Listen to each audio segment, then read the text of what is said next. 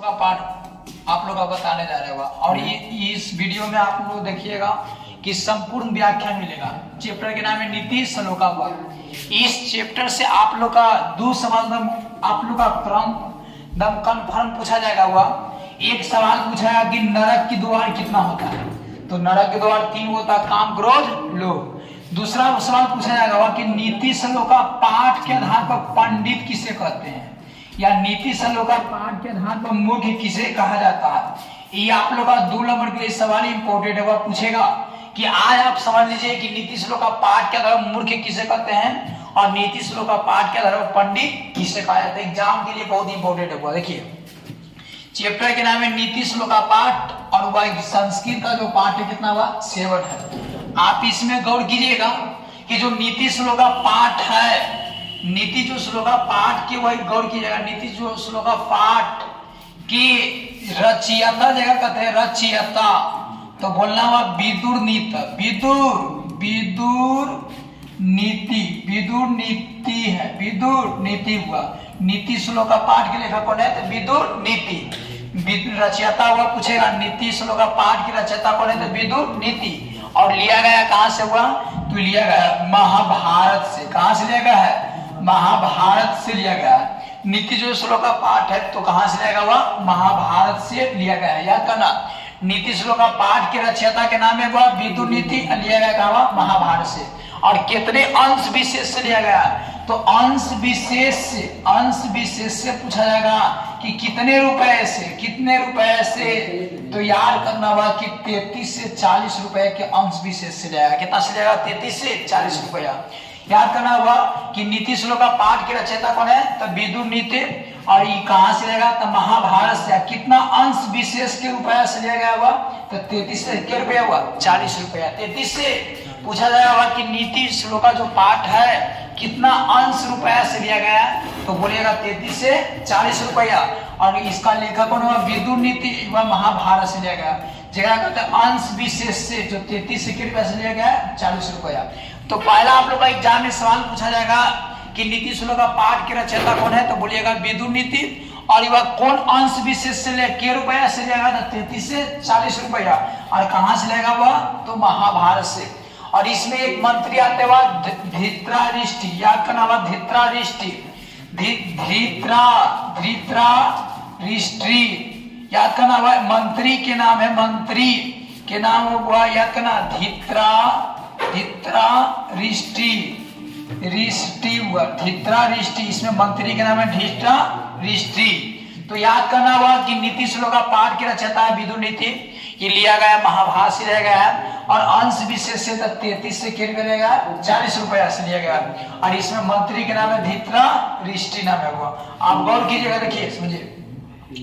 पहला बार पूछा जाएगा इसमें सवाल कि नीति श्लोका पाठ में, गौर करना हुआ कि नीति श्लोका पाठ में मंत्री के वो थे, वो श्लोक कितना है। नीति श्लोका पाठ में श्लोकों की संख्या, तो नीति श्लोका पाठ में श्लोक की संख्या क्या होता हुआ, तो 10 गो। नीति श्लोका पाठ में श्लोक की संख्या क्या हुआ, 10 गो।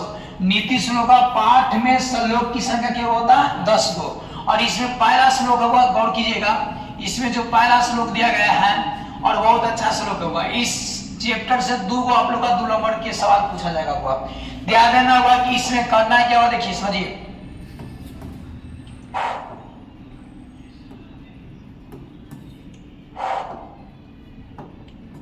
चल ठीक है, ध्यान दीजिएगा। देखिए वो पूछा है, वो पहला हुआ नीति श्लोका पाठ में पहला जो मंत्र दिया गया हुआ, इसमें आपको गौर करना है। क्या लिखा हुआ है ऐसा कि यस्य कृते न विधयन्ति कथा शीत मुने भयरति हुआ, और कथा समृद्धवा सवे पंडिति उचित। मतलब इसका अर्थ समझिए, वह कहता है कि नीति श्लोका पाठ के आधार पर पंडित किसे कहा जाता है। एक बार 2 नंबर के सवाल पूछा जाएगा, तो याद करना हुआ कहता है कि जिसके कर्म में ठंडक हो, बच्चों ठंडक, गर्म, भय, भावुकता, समृद्धि तथा या असमृद्धि, कहता हुआ असमृद्धि पर ध्यान देना हुआ, असमृद्धि। तो कहता है कि जिसके कर्म में क्या हुआ, ठंडक हो, गर्म हो, भय हो, भावुकता हो, समृद्धि, असमृद्धि, या कहता हुआ कि आदि को विनिष्ट नहीं करे, उसे हम क्या करते हैं? पंडित कहते हैं। आदि को कहता हुआ कि विनिष्ट या भनष्ट न करे, कहता हुआ भनष्ट उसका नहीं करे। कहता है कि जिसके कर्म में, जिसके कार्य में, कोई व्यक्ति है जिसके कार्य में ठंडक हो, कहता ठंडक हो, गर्म हो, भय हो, भावुकता, समृद्धि या असमृद्धि, असमृद्धि कहता सुख या दुख, आदि को विनिष्ट न करे, उससे हम क्या कहते हैं? पंडित कहा जाता है। तो पूछा जाए कि नीति श्लोक का पाठ के द्वारा पंडित किसे कहते हैं? तो बोला कि जिसके कर्म में ठंडक हो, गर्म हो, भावुकता हो, समृद्धि या असमृद्धि, या कहता हुआ कि विनिष्ट न करे, उसे क्या कहा जाता हुआ? तो पंडित कहा जाता है। कुछ कहा जाता है? पंडित हुआ। अब इसमें आपको गौर करना हुआ, ध्यान दीजिएगा, देखिए समझिएगा। अगला वही इसमें है, दूसरा वही में सवाल देखिए, दूसरा है आप लोग गौर करना है इसमें। देखिए इसमें लिखा है तत्वज्ञ सर्वभूतान योग्य सर्वकणा नामा उपयोगे मनुष्य नर पंडित उच्चते। हालांकि सब हर तरह के वह पंडित का परिभाषा दिया गया इसमें। कहता हुआ कि तत्वज्ञ सर्वभूताना योगे, कहता सर्वकणा नामा उपयागे मनुष्य नर पंडित उच्चते हुआ। इसमें आपको गौर करना हुआ, कहता कि सभी जीवों को रहस्य को जानने वाला। कहता हुआ कि दूसरा इसमें व्यक्ति परिभाषा देते हैं पंडित का कि सभी जीवों को रहस्य को जानने वाला, कर्म को, कौशल को जानने वाला, और कहता कि मनुष्यों को उपाय जानने वाले मनुष्य को क्या कहा जाता हुआ? पंडित कहा जाता है। या पंडित की परिभाषा आप भी बोल सकते हो कि सभी जीवों को रहस्य जानने वाला, या कहता सभी जीवों को रहस्य जानने वाला, या कर्म को कौशल जानने वाला, या मनुष्यों को उपाय जानने वाले व्यक्ति को क्या कहा जाता हुआ? पंडित कहा जाता है। तीन बात याद करना हुआ कि पंडितम किसे कहते हैं? तो सभी जीवों को रहस्य को जानने वाला, कर्म को कौशल करने वाले, या मनुष्य के उपाय को जानने वाले मनुष्य को क्या कहते हुआ? पंडित कहते हैं। याद करना कि जिस कहता हुआ कि हम पंडित किसे कहें? नीति श्लोक का पाठ में तो बोला सभी जीवों को रहस्य को जानने वाला, कर्म को कौशल को जानने वाला, और कहता मनुष्यों को उपाय जानने वाला मनुष्य को क्या कहा जाता हुआ? पंडित कहा जाता है। तो याद करना सभी जीवों को रहस्य जानने वाला, याद करना दूसरा हुआ कहता हुआ कि कर्म को कौशल को जानने वाला, या कहता हुआ कि मनुष्य को, कहता मनुष्य को उपाय जानने वाले व्यक्ति को हम क्या कहते हैं? पंडित कहते हैं। क्या कहते हैं? पंडित। अगला गौर कीजिएगा, इसमें वह तीसरा पॉइंट होता है, देखिए ध्यान दीजिएगा। देखिए तीसरा वह गौर कीजिए, लिखा हुआ है ऐसा अनाहुत प्रविशति अपृष्टे बहुभास्ते, कहता अविस्वते, कहता विश्व सीति मूढ़ चेता। मूढ़ चेता के मतलब क्या था? वह मूर्ख।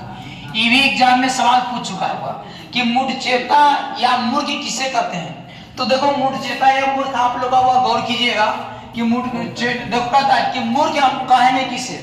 तो मूर्ख अगर आप कोई व्यक्ति को बिना बुलाए अपने घर में प्रवेश कर जाता, कहता हुआ देखो कि मुख हृदय वाला मनुष्य नीच नीच बिना बुलाए हुए प्रवेश करता है, बिना पूछे हुए कहता बहुत बोलता है, और अविश्वसनीय व्यक्ति पर क्या करता है? विश्वास करता है, उस व्यक्ति को क्या कहते हैं? मूर्ख कहते हैं। एग्जाम में पूछेगा हुआ कि मूर्ख किसे कहते हैं? तो बोला हुआ कि मूर्ख मुख हृदय वाला लोग, जो मुख हृदय वाला लोग है, कहता है कि बिना बुलाए हुए प्रवेश करता है, बिना बुलाए हुए प्रवेश करता है, और बिना पूछे हुए बक बक बोलता है, और अविश्वसनीय व्यक्ति पर क्या करता है? विश्वास करता है, उस तरह के व्यक्ति को हम क्या कहते हैं? मूर्ख कहेंगे। आपको एग्जाम में पूछेगा कि मूढ़ चेता या मूर्ख किसे कहते हैं? मूर्ख किसे कहते हैं? तो याद करना हुआ मूढ़ चेता या मूर्ख किसे कहते हैं? तो बोलना कि मुख हृदय वाला मनुष्य बिना नीचे, कहता बिना बुलाए हुए प्रवेश करता है, और बिना पूछे हुए बहुत बोलता है,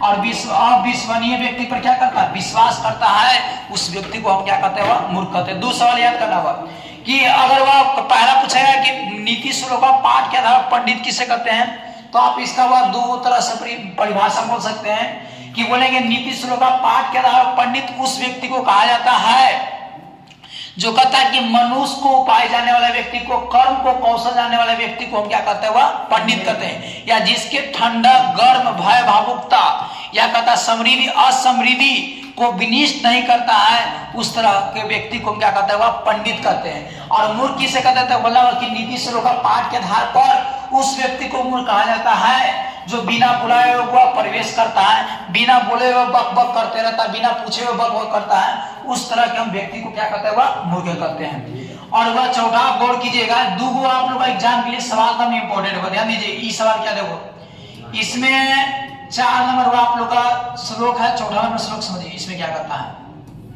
कहता है एको धर्म श्रेय श्रमिका शांतिमता विधेयता परम तृप्ति कहता अहिंसा का सुख वहा हुआ। इसका अर्थ होता हुआ कि एक ही धर्म श्रेष्ठ देने वाला, कहता कि एक ही धर्म श्रेष्ठ देने वाला और एक ही क्षमा उत्तम शांति देने वाला। तो देखो याद करना हुआ कि धर्म से कहता भाई ऑब्जेक्टिव पूछेगा तो धर्म से क्या हो जाता हुआ, श्रेष्ठ को माफ कर सकते हैं, धर्म से क्या हुआ, श्रेष्ठ को। क्षमा को पूछे हुआ, क्षमा से आप शांति कर सकते हैं, क्षमा से क्या कर सकते हैं, शांति अपना सकते हैं। ऑब्जेक्टिव पूछेगा कि एको धर्म श्रेय श्रम का शांति तमा विधेय का परम तृप्ति अहिंसा का सुख बहा हुआ। तो याद करना एक ही धर्म श्रेष्ठ देने वाला और एक ही क्षमा उत्तम शांति और कहता है एक ही विद्या परम तृप्ति देने वाला और कहता है एक ही अहिंसा, अहिंसा क्या करेगा, सुख देने वाला। अहिंसा क्या होगा, सुख देने वाला। तो धर्म से क्या होगा, श्रेष्ठ होगा, क्षमा से क्या होगा, शांति होगा। और कहेगा या वह पूछेगा कि अहिंसा से क्या होगा, अहिंसा, तो अहिंसा से क्या होगा, तो सुख देने वाला। ऑब्जेक्टिव पूछेगा धर्म से तो क्या श्रेष्ठ, क्षमा से तो क्या होगा, शांति और वह अहिंसा से क्या होगा, सुख। अहिंसा से सुख होगा। देखिए अगला बात एग्जाम के लिए बहुत एक जो परीक्षा को 2 नंबर पूछेगा, तो ध्यान देना होगा। कतार वाला को आप सवाल समझिएगा। देखिए पूछेगा त्रिविध नरक सद्य द्वारा नाश मातनम काम क्रोधस्य लोभ दे त्रय कोचि हत्या जीवते हुआ। इसका अर्थ समझिएगा हुआ कतावा की, देखो कथा कि आपको पूछा जाए कि नरक, नरक के कितने द्वार होते हैं, नरक के कितने द्वार होते हैं, कितने द्वार होते हैं, द्वार होते हैं, नरक के कितने द्वार होते हैं, गौर करना। पूछा जाएगा कि नरक के कितने द्वार होते हैं, तो नरक के 3 द्वार होते हैं। पहला याद करना काम क्रोध और कुछ हुआ लोभ, काम क्रोध लोभ, काम क्रोध। तो नरक के द्वार होगा 3 को, काम क्रोध लोभ। इसमें कहता रखो काम क्रोध लोभ 3 नरक के क्या होते हैं, द्वार होते हैं, जो अतः आत्मा को क्या करता है, नष्ट होने से बचाने के लिए इन तीनों को क्या कर देना चाहिए, छोड़ देना चाहिए। अगर ये 3 चीज अगर कोई व्यक्ति छोड़ देता है तो वह उस तरह के वह मनुष्य हमेशा क्या रहेगा, शांत रहेगा। जैसे पहला बात वह काम हो गया, दूसरा क्रोध के मतलब गुस्सा और लोभ भी कोई चीज में नहीं करना चाहिए वह। तो कहता है कि देखो काम क्रोध और लोभ 3 नरक के क्या होते हैं, द्वार होते हैं। अतः आत्मा को शांत रखने के लिए, नष्ट होने से बचने के लिए, कहता है कि आत्मा को नष्ट होने से बचने के लिए इन तीनों को क्या कर देना चाहिए, छोड़ देना चाहिए। अगर आत्मा को नष्ट नहीं होना चाहता हुआ तो काम क्रोध लोभ को छोड़ दो, आत्मा क्या होगा, वह शांत रहेगा। देखो गौर कीजिएगा।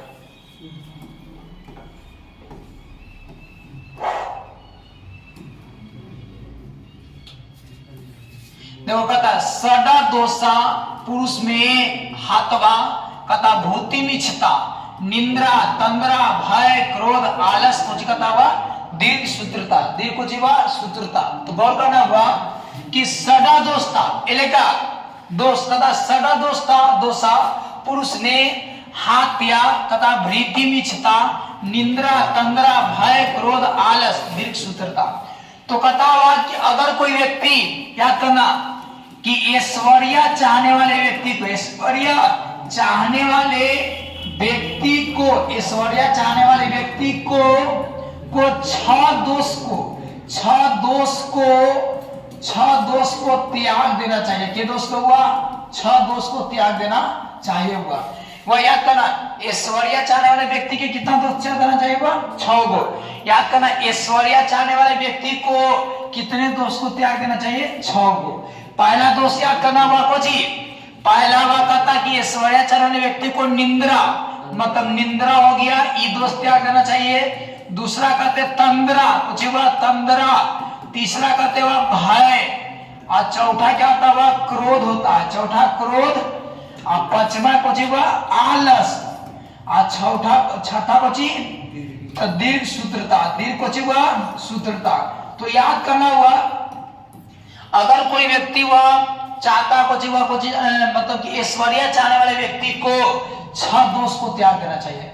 पूछेगा ऑब्जेक्टिव कि एक प्रगति चाहने वाला, अगर कोई व्यक्ति प्रगति चाहने वाला या ओकरे कहते ऐश्वर्य चाहने वाले व्यक्ति को 6 दोष को क्या कर देना चाहिए, त्याग देना चाहिए।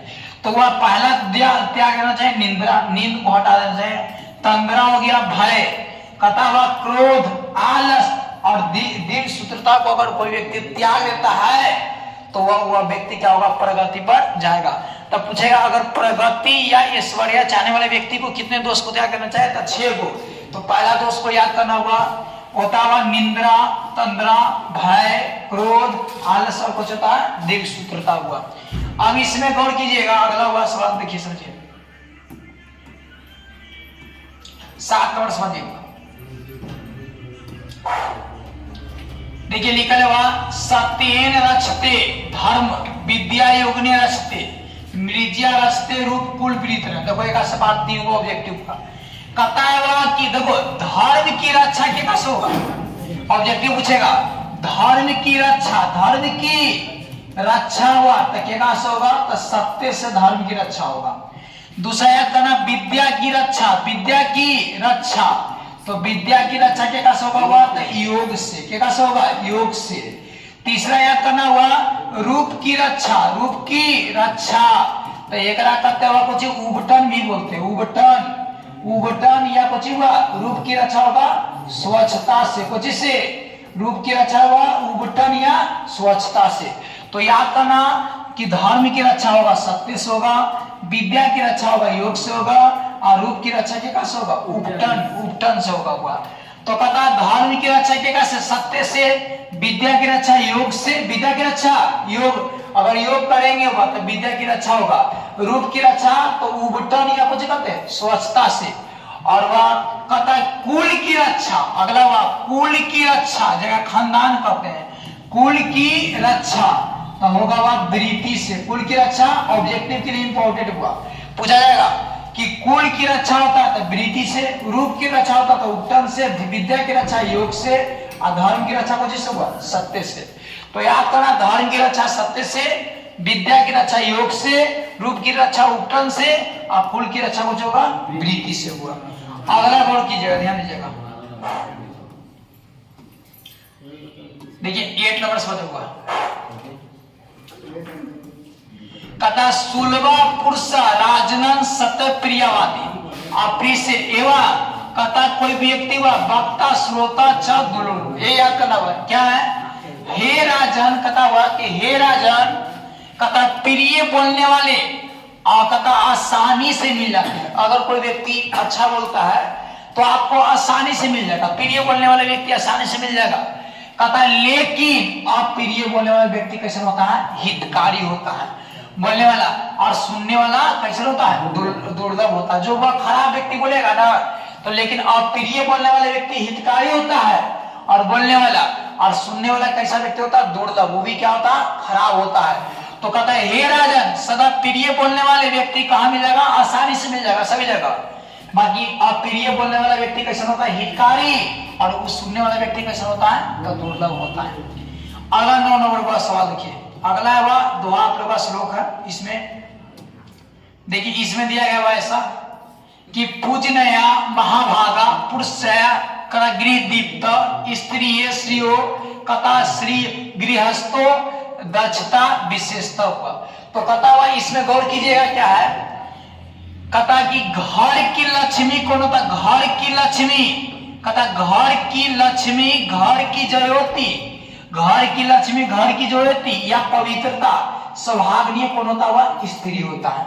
तो पूछा है घर की लक्ष्मी कौन होता है, तो स्त्री, घर की ज्योति तो स्त्री होता है, और घर की पवित्रता तो कौन होता हुआ, स्त्री होता है, और उसे क्या कहा जाता है, तो पूजनीय कहा गया है, कुछ कहा गया है, और इनकी रक्षा विशेष रूप से करनी चाहिए।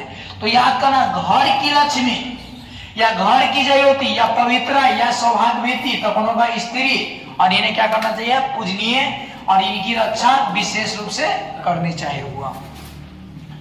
अगला गौर कीजिएगा, लिखा है 10 लास्ट नंबर दोबारा हुआ, ध्यान दीजिएगा। इसमें देखो, आकृति विनयो हंति हनर्थ पराक्रम हंति नित्य क्षमा क्रोध हंता क्षणम हुआ।